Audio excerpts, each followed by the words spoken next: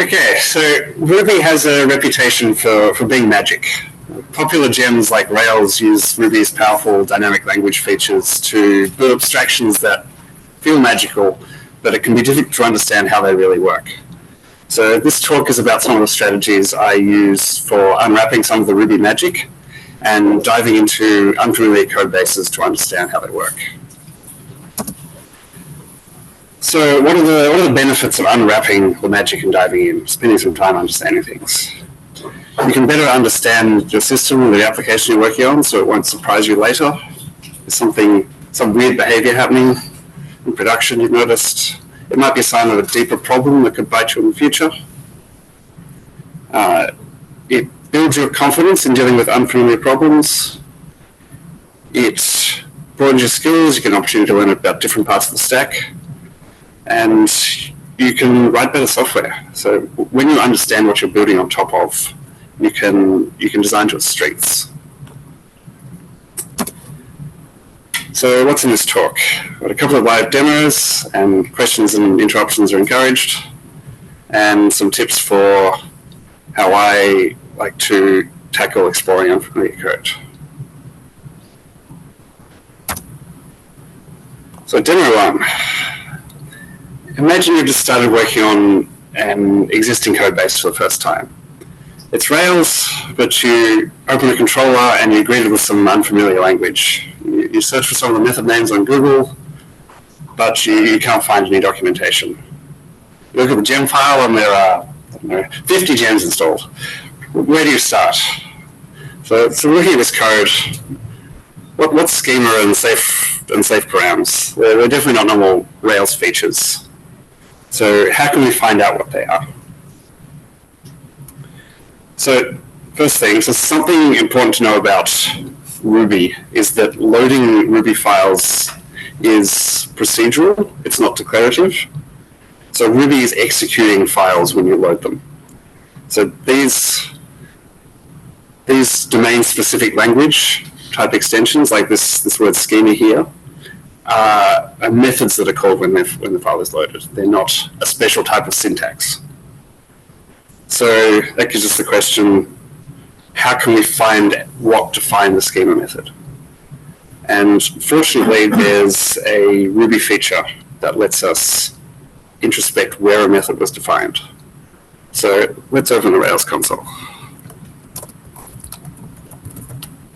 Size of letter, right? A bit bigger? Oh, totally. Yeah. So open the Rails console. So we can ask the demo controller about its schema method. And that'll give us that bit of information there, and you can actually directly ask it about the source location, which gives you the path to the file that defined the method and the line number.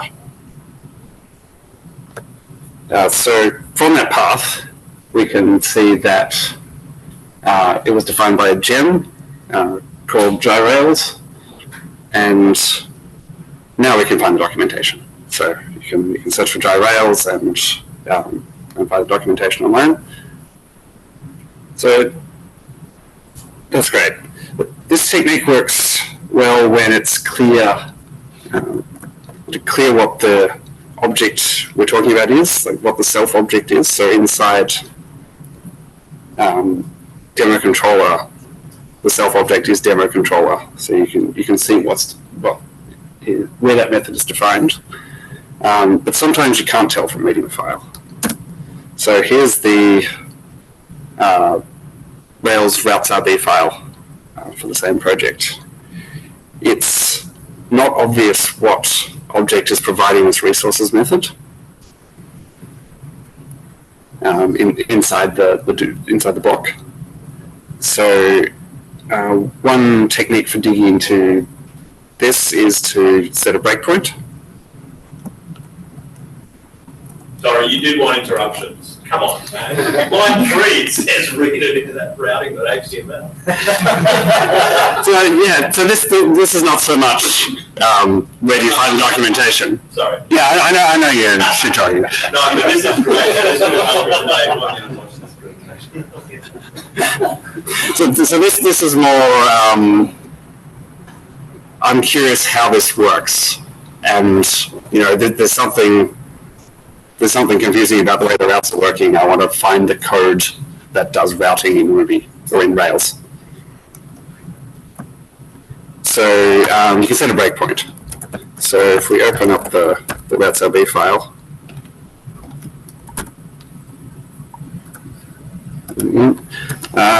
so you could do binding.break, which uses the debug gem, which I think is installed by default in Rails these days. And if we start the server, we'll hit the breakpoint, and then we're in the context of where this resources method has been called. So you can just ask method resources and see that it's in the action pack gem.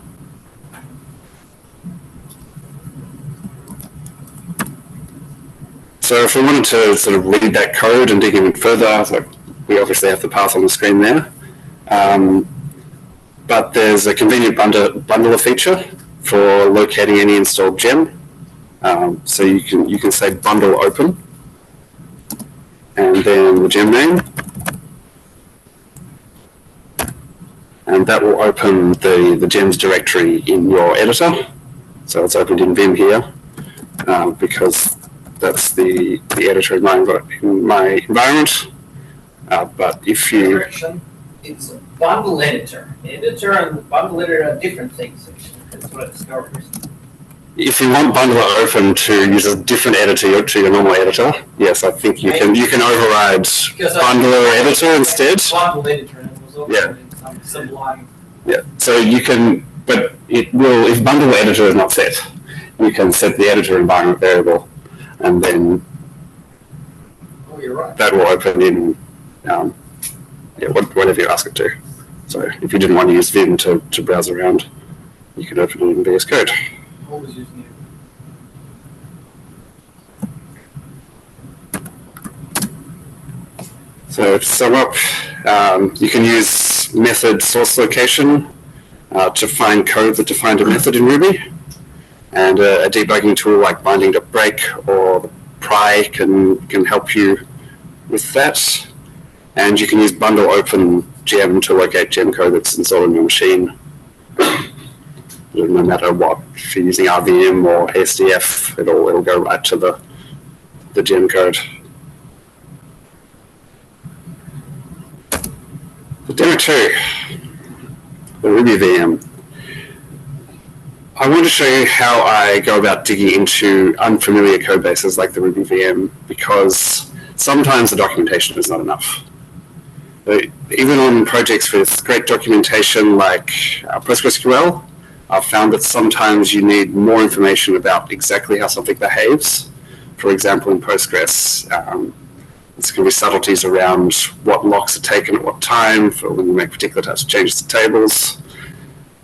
So one massive benefit of open source software is that the source code is available to help answer your questions. So there's a bit of a disclaimer here. This is a contrived example. I mostly want to demonstrate that it's not scary to dive into the Ruby C code and start understanding how it works, even if you don't know C, you haven't seen much C before.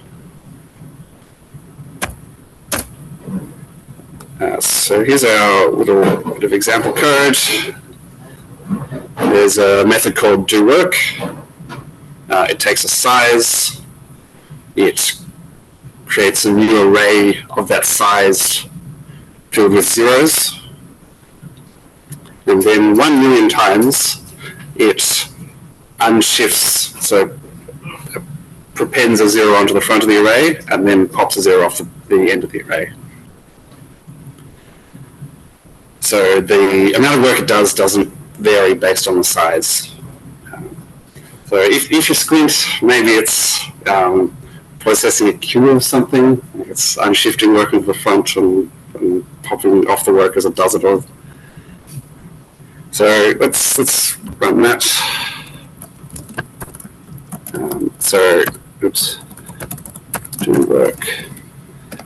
So I'm going to run it with the Ruby benchmark with two different sizes, with 60 and with 70.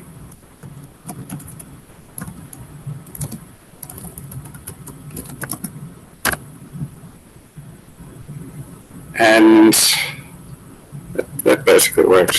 Computer struggling, but was zooming everything open. The time is different. So the one with 60 completed in 113 milliseconds, but one with 70 was faster somehow and completed in 103. So let's sort of sweep over between those numbers and find out when the behavior changes. So we're going to do from 60 to 70, run the benchmark. And that didn't work very well. Apologies for my old laptop. Here's one I prepared earlier.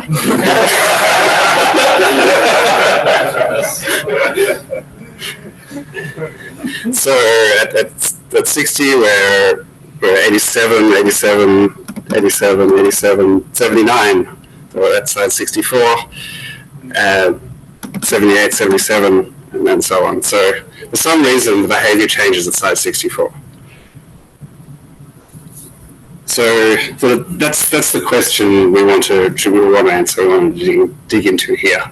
Why does the behavior of the Ruby array and unshift change at size 64? So suspend your disbelief a little bit and pretend this 10 milliseconds of latency is very important to this application. So the first thing this code does that's significant is unshift. So let's start with understanding how that works. So we could try the trick we learned before. We make an array and ask it about its unshift method.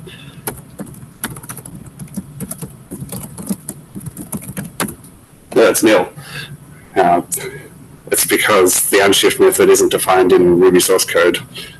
In the Ruby language, it's defined in C.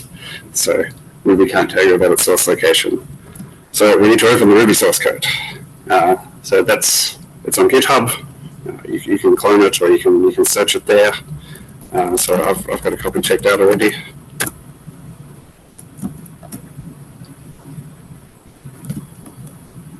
Okay, so for the method unshift to exist in Ruby, the source code must have the string unshift somewhere.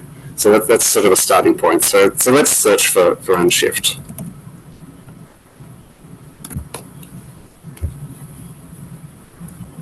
So we found a file called array.c.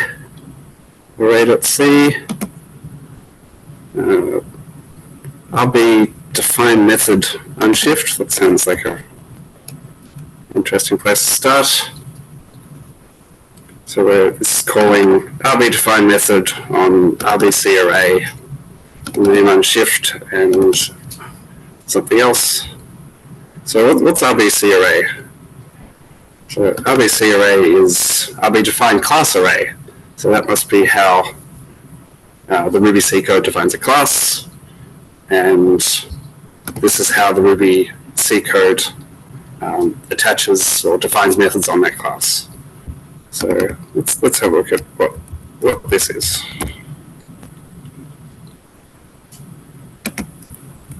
Oops. There you go. That one. So this is the definition for unshift. So can I get a show of hands for people who have read or written C before?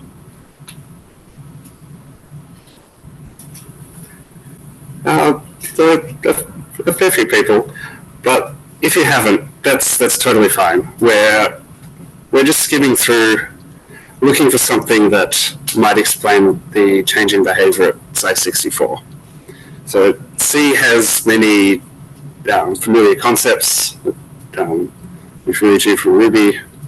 It has variables, you assign values to them. It has if statements. It's got function definitions, function calls.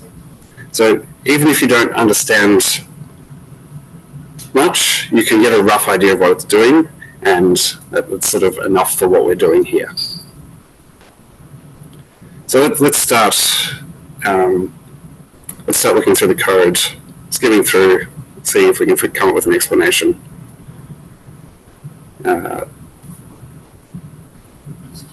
So we're checking the argc equals 0. I mean, that's if you don't unshift anything, it does some sort of early return.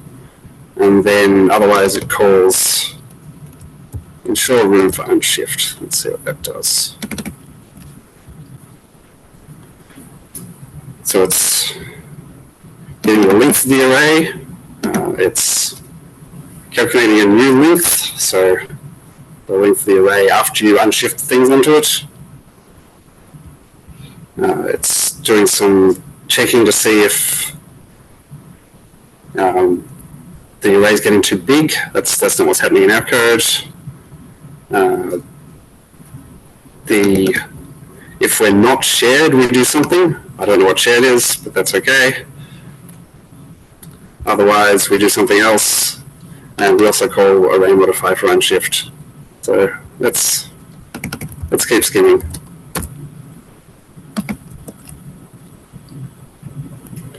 I've got the length maths we saw before again. Oh, this is looking more interesting. There's a comment here about use shared array for big queues. If the new length is greater than array default size multiplied by 4, we've got some behavior. Otherwise, we've got some different behavior. So I wonder what array default size is. Array default size is 16. So 16 times 4 is 64. So this is it. We've found that the behavior of the array implementation in Ruby can change depending on the length of an array. It has special cases that are intended to make particular uses of arrays faster. So if this was a less contrived example, we could dig in further and understand how the different cases work, or we could start looking at ways to change your application code so it works better with Ruby.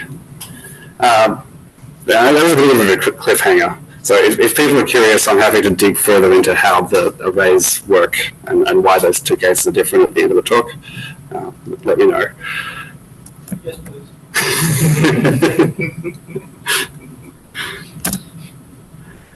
So to start with the demo, search is your friend. Use known strings like function names or error messages to find code in and move around in unfamiliar code bases. Like if you're seeing an error message in your code, like when you run your application, some code somewhere is generating it, and you can find that by searching for it. And if you're reading an unfamiliar language or code base, you don't have to understand everything at once. You can skip over things you don't understand, try to get a feel for a high-level logic, and then sort of dig into the details as you need to. So, in conclusion, the layers below are software too. You can apply the same logical thinking and debugging skills that you use when working with your Ruby application to understanding the layers below. And always be on the lookout for opportunities to improve your understanding of the technologies you use and the systems you work on. And be curious. Always be asking, but why does it work? Thank you.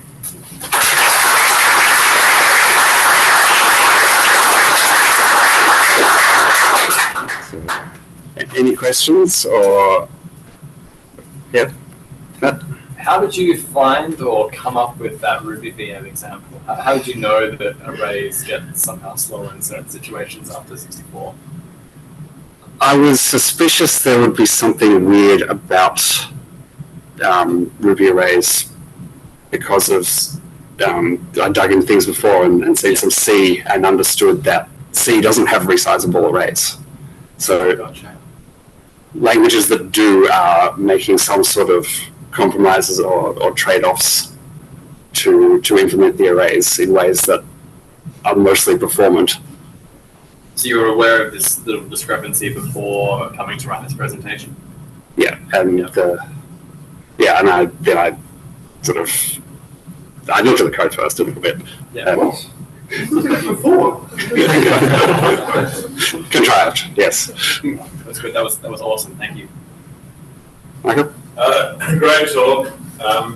For more examples like that, there's a lot of talks recently about YJIT and some of the stuff they've done, and I think they go into some of the optimizations where it's like the 30th time you do something, it's going to start to optimize. So there could be lots of really good examples.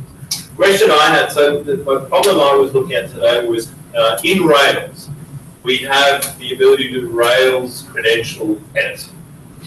And that obviously calls some kind of rate task.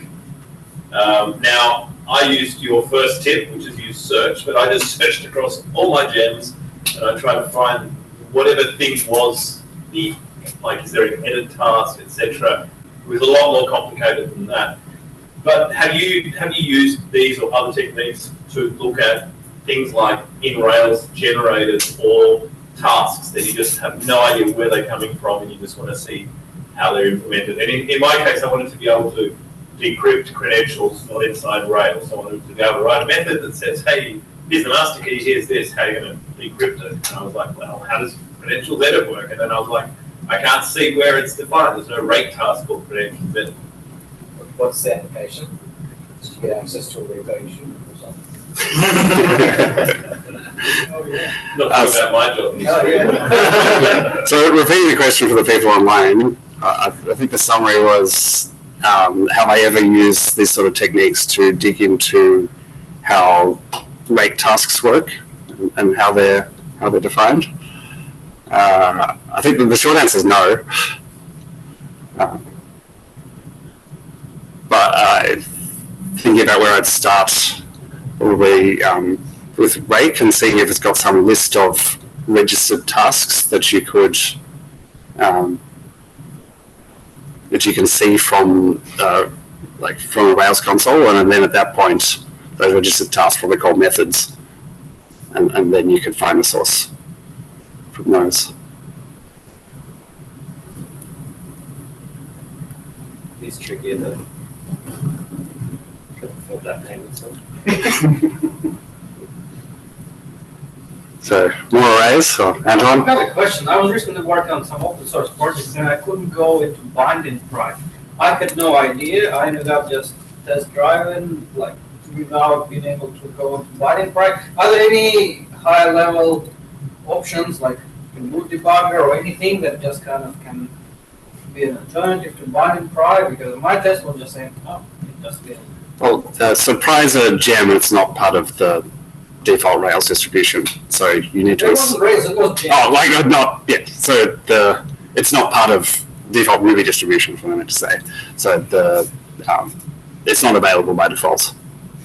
Yeah, So you need to install it into it was installed, it was required, but it was failing.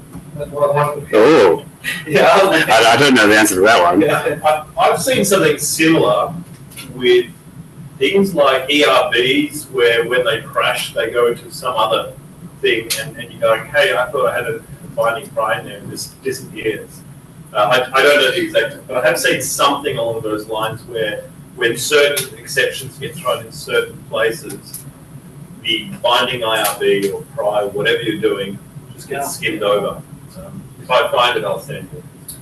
So I guess one alternative would be the debug gem. So rather than editing your source code to put binding.break into it, you could run your whole test suite or whole project through the Ruby debugger and set up breakpoints that way. So like at the end of the file, did you? No, it was Jam. It was like bundle and Jam Pride, and it was required. As a hint, I think it was something to do with the file system simulation. There was like some Jam that was simulating save files on disk without saving them. And I think that messed up the whole setup, maybe, because there was a kind of file system. Did you demo how to run your Yeah. program in the debugger? Is that like literally just Ruby debug run this I magic? haven't actually practiced that. It's not something it's not something I normally use, but See you can actually program. Then we're going to ask you, why do you have your finder tree in code on the right hand side? I do have an explanation for that one. It's so when you hide and show it, your code doesn't move.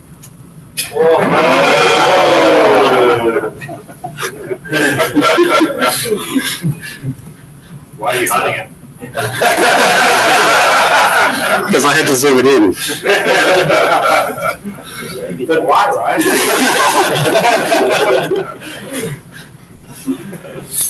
I mean, I can search for documentation for the debug gem, and we can.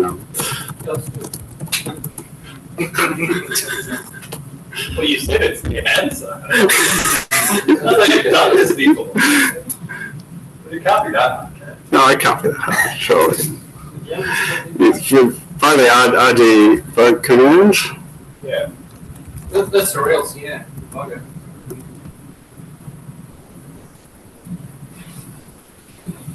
it's.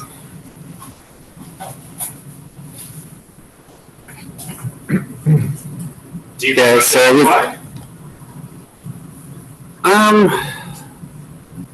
Or is it just easy because it's always available? Yeah, it's installed by default in Rails, so that's seems like a positive. It's got a lot better.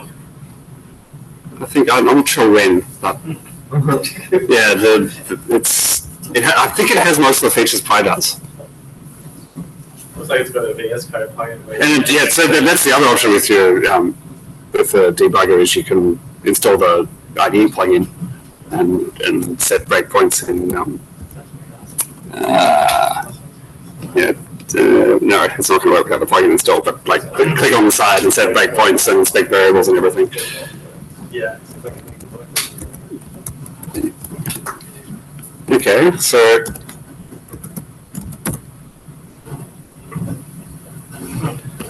so that seems to have worked. Okay, so that's it. Yeah, so I think you can then set break on line 6, break on operators break 6, and then continue, and then it'll stop on line 6. Whoa.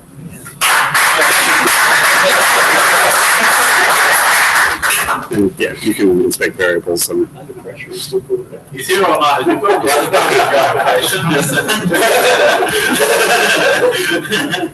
What's your job now?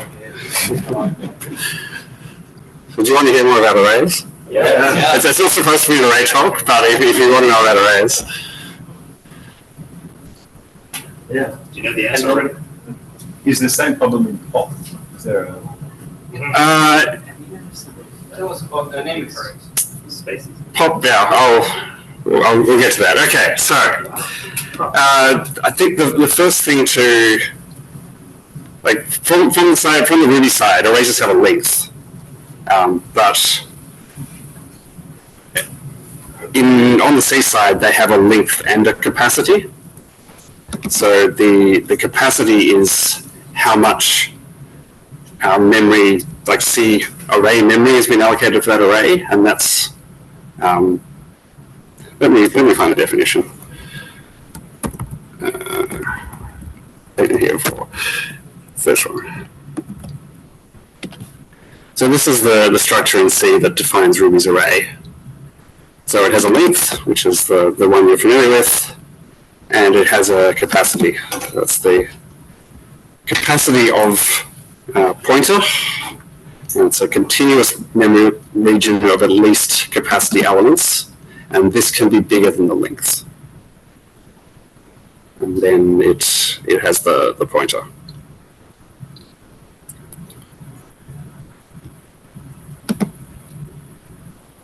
So when you allocate an array, like my demo did, of a particular size, the length and the capacity are the same. It allocates that memory and it fills it up. but when you go to unshift something on the array, it needs to make room to put that at the front. So the whole thing needs to get bigger. So the first thing this unshift is doing is if the capacity, ignore that for the minute, if the capacity is less than the new length, we double the capacity. So we don't want to be doubling the capacity. So doubling the capacity is expensive because internally in C, you can't resize an array. You have to allocate a new array and then copy all the data over. So the first time something is unshifted, it'll double the capacity, so there's enough space to put something on the front. And subsequently, the capacity will already be bigger than the length, so I won't have to do that again. So before we get to the larger size, for smaller arrays, Ruby does the simplest possible thing, which is slide the items across. So the new item has to go at the front, so we have to take everything in the array and move it down one, and that's exactly as expensive as it sounds. It has to, every single item, copy it down. So we're calling a move here, which is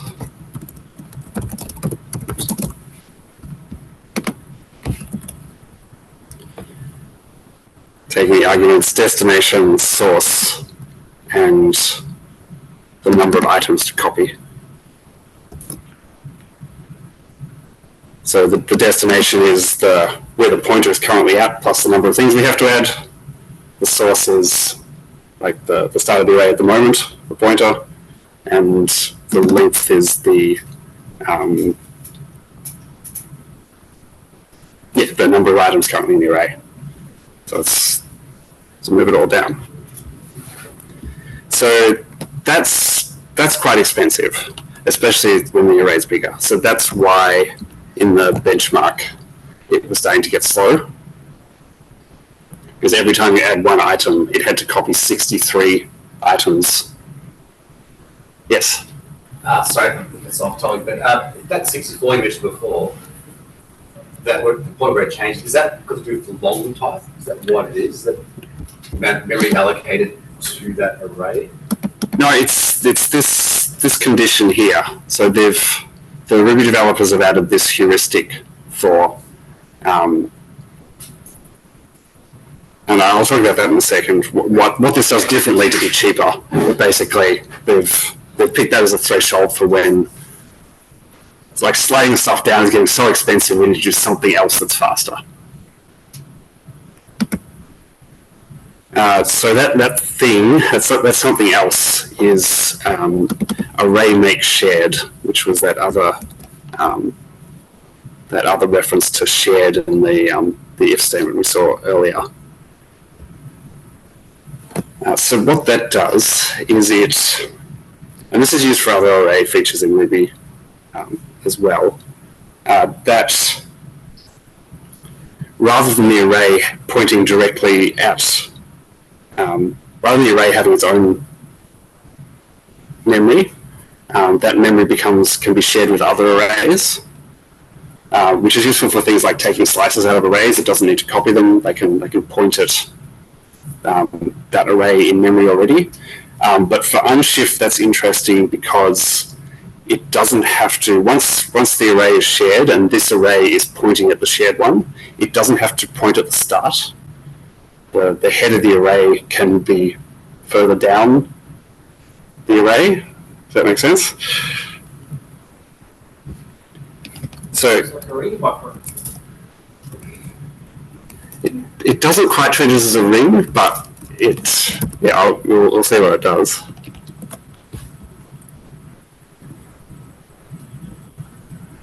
So it takes, probably need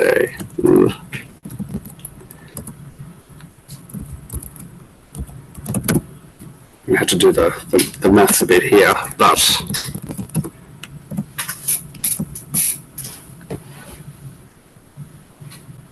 this is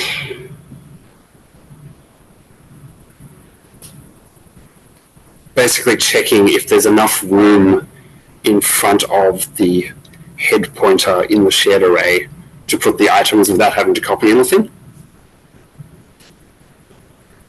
And if there's not enough room, so that's going to be the case when we just made the array shared, nothing's changed. The array's like we've got our 64 items at the start. We want to add one more, and there's 100. There's another 64 blank spaces at the end because we doubled the size. This here basically shuffles the whole thing down. Not just one, which is what it does in the simple case, but it does a calculation here for room, and it's some fraction of the array. So it'll leave lots of extra spaces at the start, with the expectation you're going to be unshifting more things onto the start in the future. So then that unlocks the cheap way of unshifting onto a shared array.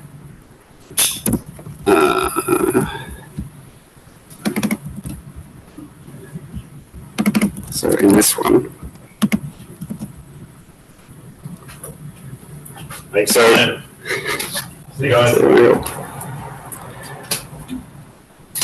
so we are shared now. So we're going to take this path instead. Oh, it calls the same method. Okay, it's all. Yeah. So the important bit is this is the cheap thing. So rather than having to move the array down, once you have space at the start, you can just move the head pointer as many items as you want to add, and then use that space instead until you use up all that space because you've unshifted too many things on, and then you can copy it down again.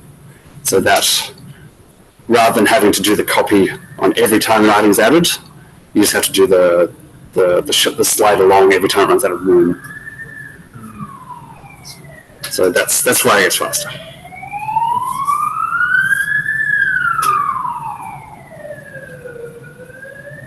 Cool. Is it 64 and 16 because of bits? No, it just got. I didn't look up the commit history. I think it just got pictures of threshold and programmers like round power of true numbers. So should the threshold be lower? Because you'd expect a simple heuristic would be faster for smaller arrays. Yeah, it's all trade-offs. Like you base more memory on small arrays. Right. You mean if you make a small array shared, you waste more memory? Or, Yeah. So like if your array was only ever going to grow to 3, like yeah, putting it all the way over there on the heap. like doubling it and like leaving all the space at the start's a bit wasteful. Makes sense. More to it than just the execution time of doing unshift and pop. Yeah, and this is I think this is the challenge for high level language designers is they have to trade off there's different things. Like they have to try and use heuristics like that one where it's like if I'm shifting onto a big thing we'll do this because you're probably using it in this way. Whereas, otherwise you might be using it in a different way because nothing's going to be perfect for every use case. Cool. Any other questions? We just have a monthly deep dive into Ruby with you.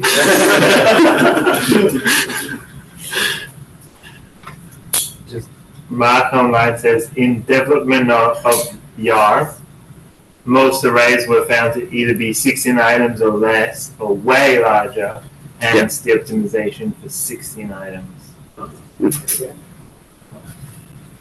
So we can make a PR on Ruby to incorporate that research and make a number from 64 to 32 or something.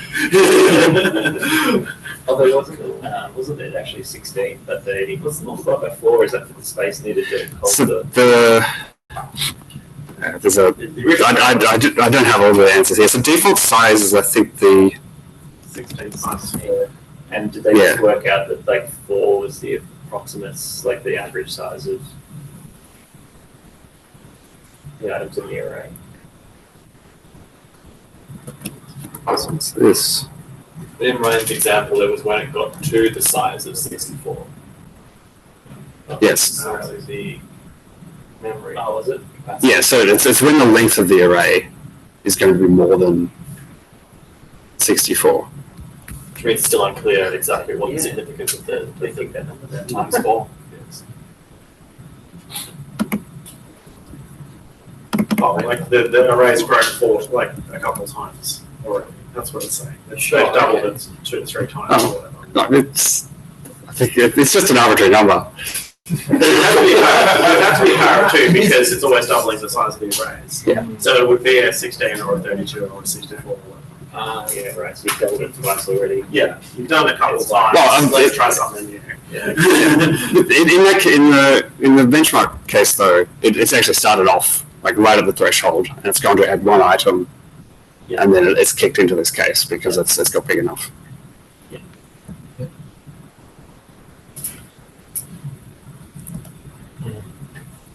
That makes sense. It's somewhat arbitrary, but at the same time, there's some logic behind it. I get it, yeah.